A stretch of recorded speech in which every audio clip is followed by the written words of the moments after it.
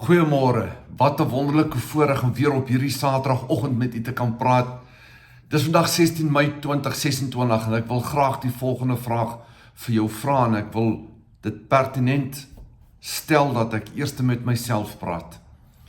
Ken ons die Here waarlik? Staan ons waarlik in 'n intieme verhouding met ons koning? 1 Johannes 2 vers 3 sê vir ons: hieraan weet ons dat ons hom ken, as ons sy gebooie bewaar. Met ander woorde, as ons gaan doen wat in sy woord staan, dis die wat Lukas 6:46 vir ons sê. Waarom noem julle my Here, Here, en julle doen nie wat ek sê nie? Ons moet sy gebooie gaan onderhou, soos dit in die Nuwe Testament opgeteken staan, sowel as die gebooie in die Ou Testament. Want wat sê Romeine 15:4? Dat alles wat van tevore geskrywe is tot ons lering geskryf. Met ander woorde, selfs dit wat in die Ou Testament is, ons moet daardie gebooie onderhou. Dit spreek vir sigself. Dan sê hy in vers 4, hy wat sê ek ken hom en sy gebooie nie bewaar nie, is 'n leienaar en in hom is die waarheid nie. Is jy en ek ook 'n leienaar met groot respek gevra? Of is dit ook net 'n kwessie van ons ken hom wanneer dit ons pas? Ons moet daardie gebooie, soos dit opgeteken staan in sy onfeilbare woord, moet ons handhaaf 24/7, 365. Dat ons foute maak, verseker. Daar's nie een van ons wat volmaak is nie. Ons maak almal foute. Die vraag is net, gaan stel ons dit reg met ons Skepper? En dan sê in vers 5, maar elkeen wat sy woord bewaar, in hom het die liefde van God volmaak geword.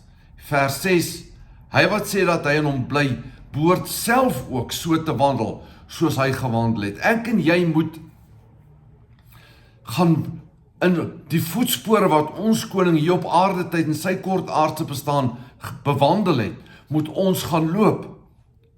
Want as ons dit nie doen nie, is ons maar net 'n leienaar, en die waarheid is dan nie in ons nie. Ek en jy kan, liewe mens, dit bly net jou en my persoonlike keuse, gaan ons daardie intense strewe hê om waarlik te leef volgens die woord van God. Daar staan in Openbaring 22:14 die volgende: salig is die wat sy gebooie doen, sodat hulle reg kan hê op die boom van die lewe.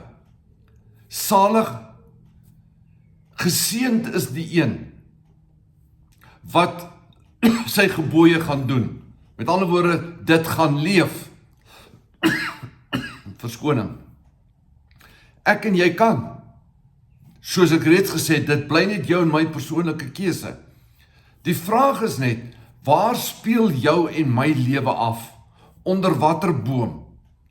Genesis 2:17 het die Here vir Adam gesê, hulle mag nie van die boom, die boom van kennis van goed en kwaad eet nie. In Openbaring 22 vers 14 word daar gepraat van die boom van die lewe. Onder watter boom speel jou en my lewe af? Die een van goed of kwaad, of die een van die boom van die lewe? En dit bly jou en my persoonlike keuse. Ons kan daar volgens leef. Ons moet net daai besluit gaan maak. Jy sien, ek dink Job is vir ons 'n baie goeie voorbeeld. Ek weet dat Johannes 1:18 sê vir ons dat niemand het nog vir God gesien nie. Maar hier sê Job 42:5 vir ons: volgens hoors het ek van u gehoor, maar nou het ek u met my oog gesien. En as ons Job 40 vers 1 gaan lees, dan sien ons die Here het met hom uit 'n storm uitgepraat. So Job het hom nie gesien nie, maar hy het hierdie intense ervaring gehad dat sy saak met die Here reg is. Hy het 'n werklik waar op die laaste van sy dae, het hy in 'n intieme verhouding met die koning van alle konings gestaan. En so behoort jy en ek ook in ons daaglikse lewe, in daardie intieme verhouding met die koning van alle konings te staan. Dit behoort by ons 'n ware strewe te wees, om al so te leef tot eer en verheerliking van sy groot en heilige naam. En dit bly jou en my keuse. Baie dankie dat jy vandag na my geluister het. Shalom.